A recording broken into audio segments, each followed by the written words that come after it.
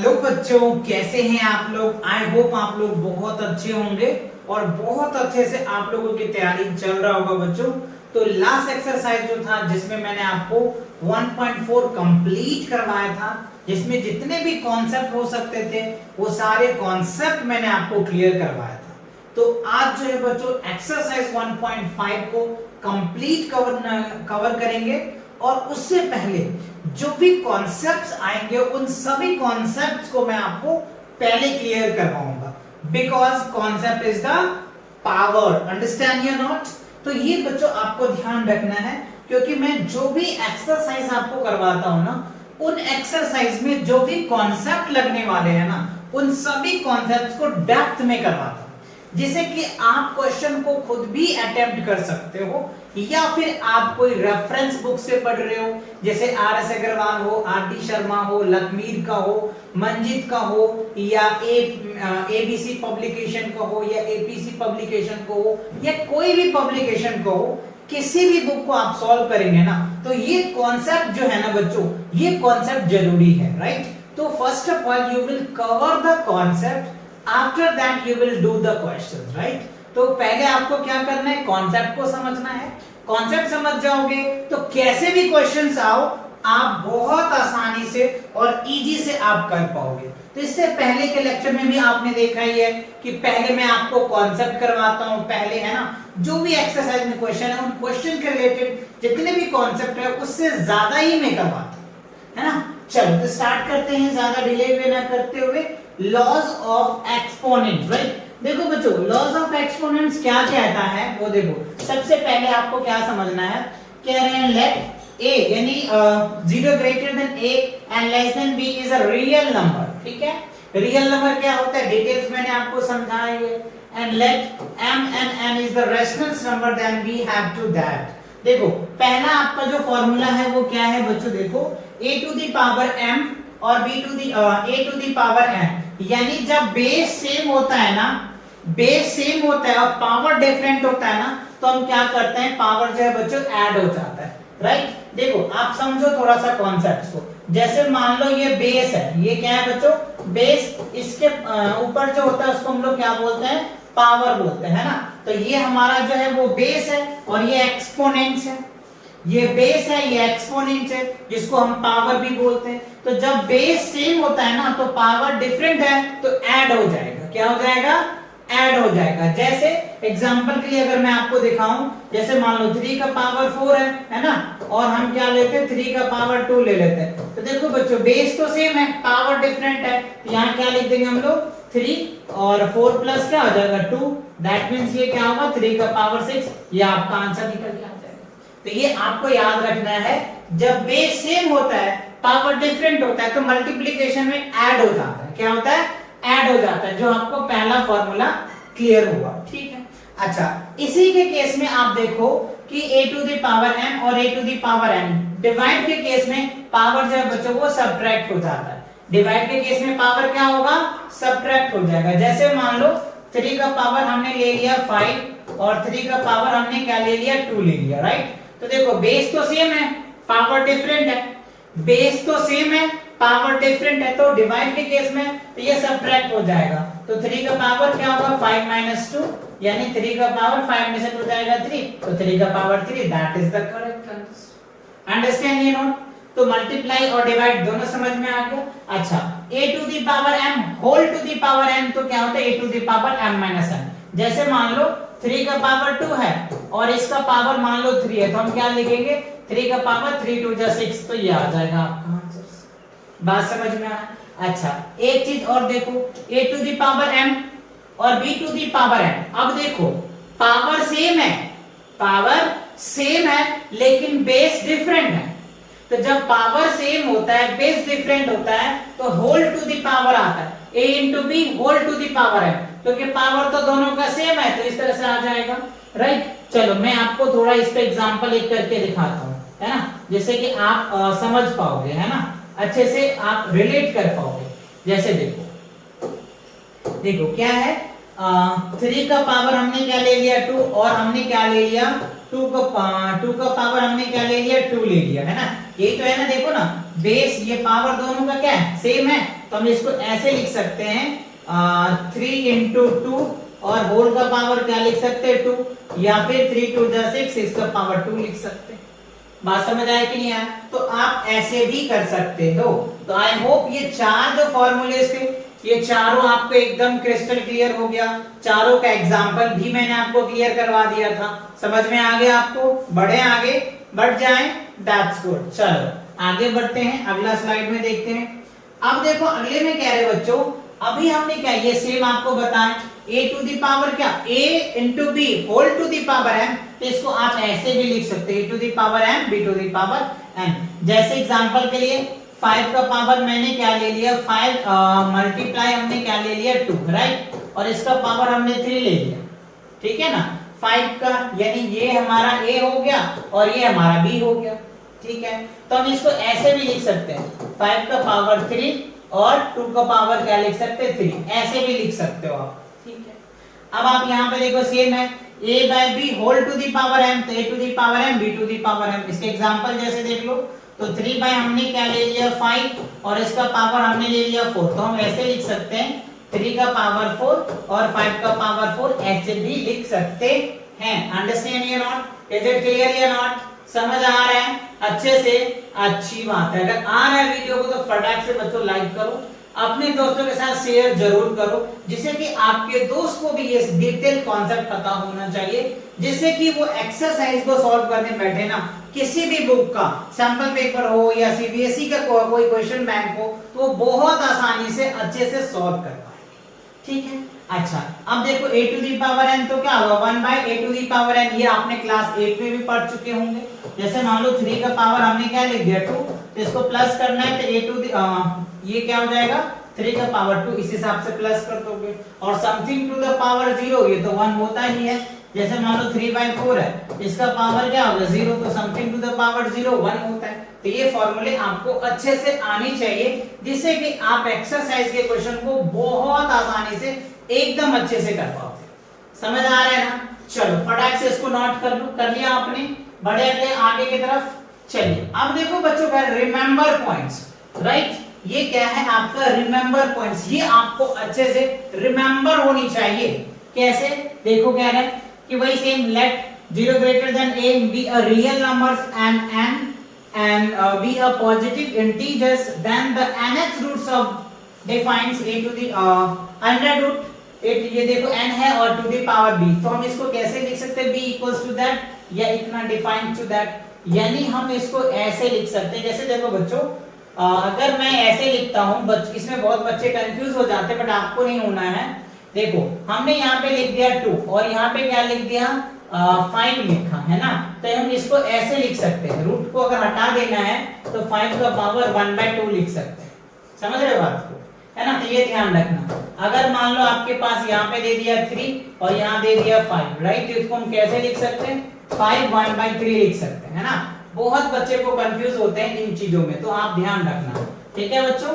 अगर मान लो यहाँ पे हमने 5 ले लिया और यहाँ पे 9 लिया, तो हम इसको क्या लिखेंगे 9 1 by 5, ठीक है ना। तो ये चीजें आपको ध्यान रखना, ये बहुत हेल्प मिलेगा, है ना। क्लियर हुआ? समझ आ गया ये? चलिए आगे बढ़ते हैं। अब देखो कह रहा है let 0 greater than a real number then a to the power m be the rational number, so 0 greater than n, तो a to the power अगर n होता है ना, a to the power m by n, तो इसको आप ऐसे लिख सकते हो a to the power m और इसको 1 by n कर सकते हो, और इसको इस हिसाब से भी आप अरेंज कर सकते हो या फिर आप ऐसे अरेंज कर सकते हो। ये डिपेंड करता है बच्चों आपके अरेंज पे, यानी इसको आप ऐसे भी लिख सकते हो या फिर इसको आप ऐसे भी लिख सकते हो या इसको आप ऐसे भी लिख सकते हो या इसको आप ऐसे लिख सकते हो। मतलब a to the a whole to the power 1 by n by m by n को आप इन चारों तरीके से अरेंज कर सकते हो। तो सर इसको करेंगे कैसे?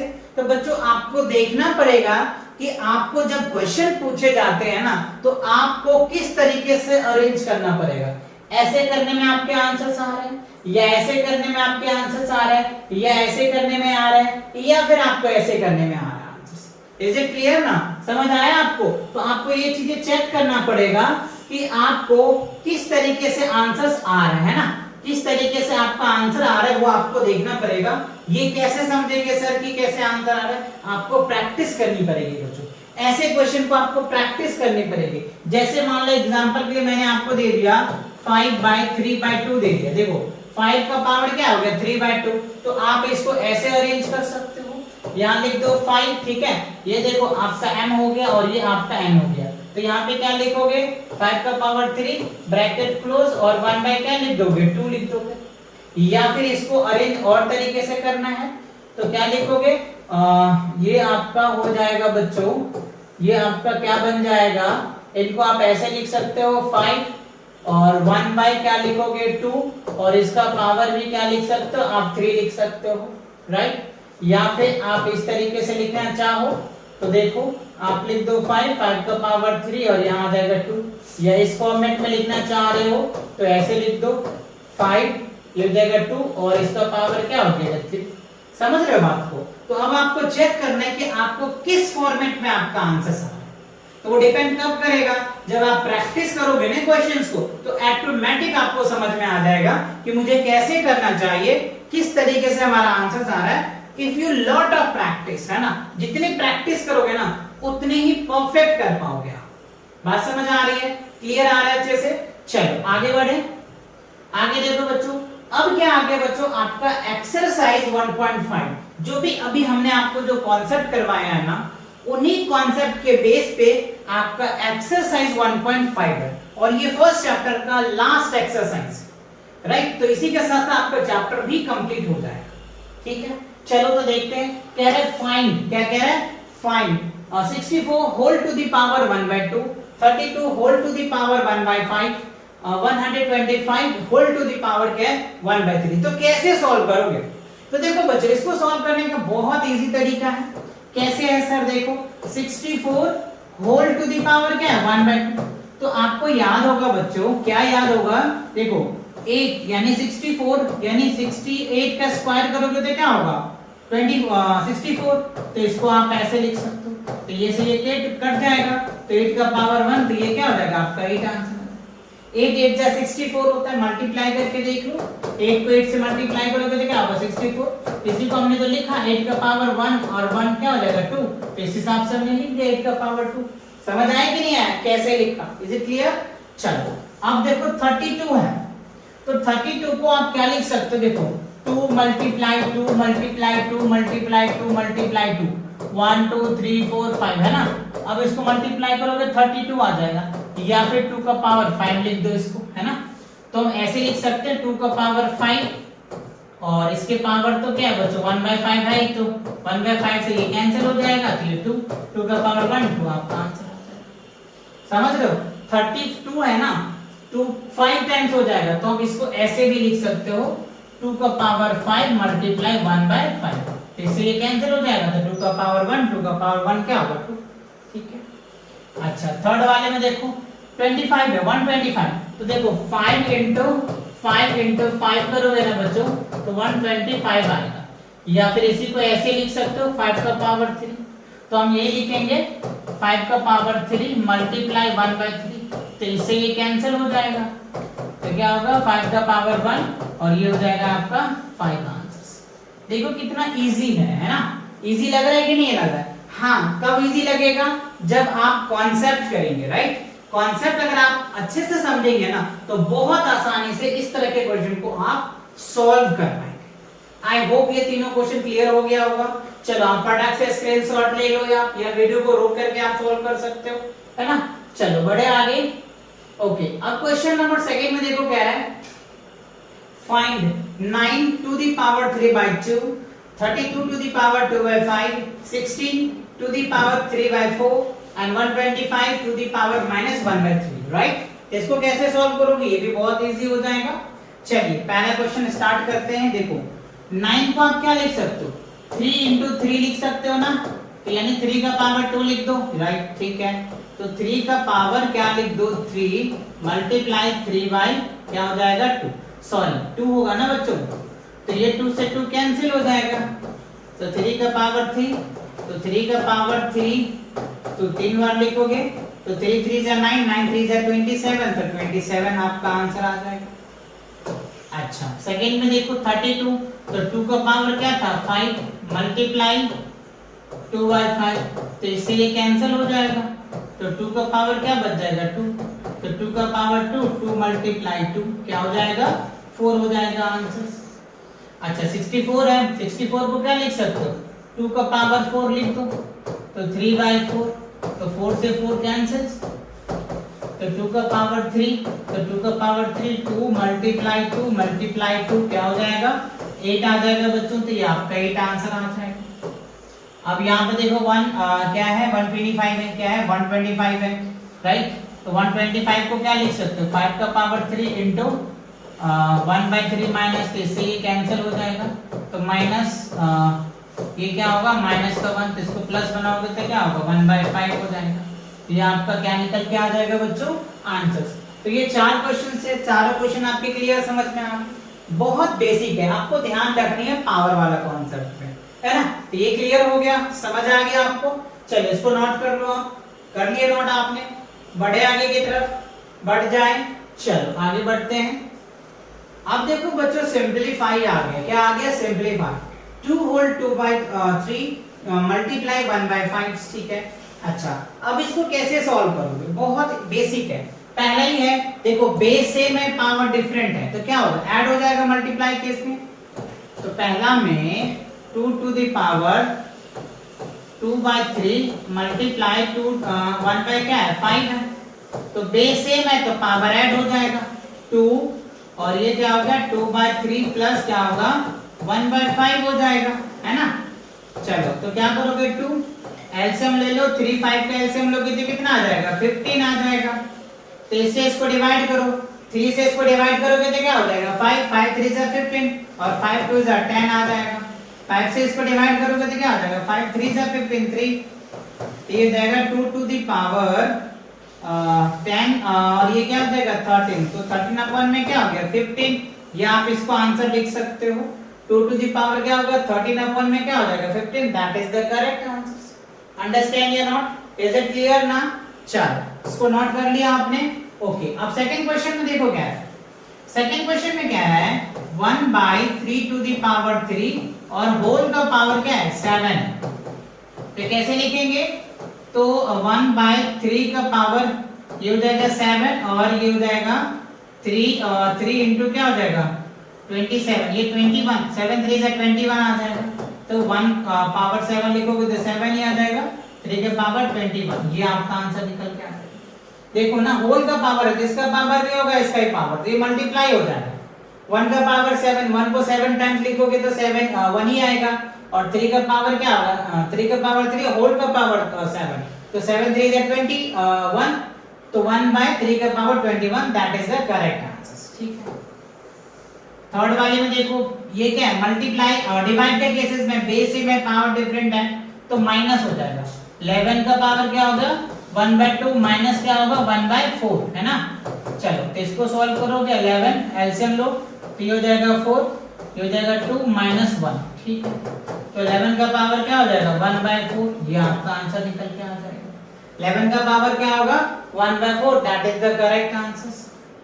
अच्छा अब देखो 7 का पावर क्या है 1/2 मल्टीप्लाई 8 का पावर 1/2, तो यहाँ पे पावर सेम है बेस डिफरेंट है, तो क्या होगा बेस डिफरेंट है, तो 7 मल्टीप्लाई 8 और होल टू द पावर क्या हो गया 1/2, तो 8 7 56 56, तो 56 का क्या हो जाएगा 1/2, ये आपका क्या होगा बच्चों आंसर निकल के आ जाएगा।